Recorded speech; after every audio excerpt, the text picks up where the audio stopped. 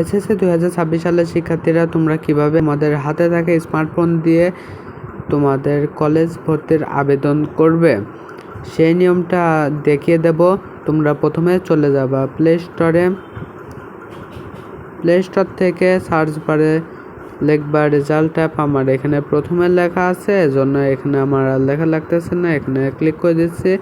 এই যে result app এখানে শো করতেছে, এখানে ওপেন বাটনে ক্লিক করে দিচ্ছি। এই যে এসএসসির রেজাল্ট এখানে একটা ক্লিক করবা। কলেজ ভর্তি, এই যে এখানে কলেজ ভর্তি এখানে একটা ক্লিক করবা। এই যে কলেজ ভর্তির আবেদন, এখানে থেকে তোমরা কলেজ ভর্তির আবেদন করতে পারবা। এখনো তারিখ প্রকাশ করা হয়নি কলেজ ভর্তির, জন্য তোমাদের এখন কলেজ ভর্তির আবেদন দেখাবে না। তোমাদের এই ভিডিওটি যদি ভালো লেগে থাকে তাহলে লাইক করে বন্ধুদের কাছে শেয়ার করে দিও। আল্লাহ হাফেজ।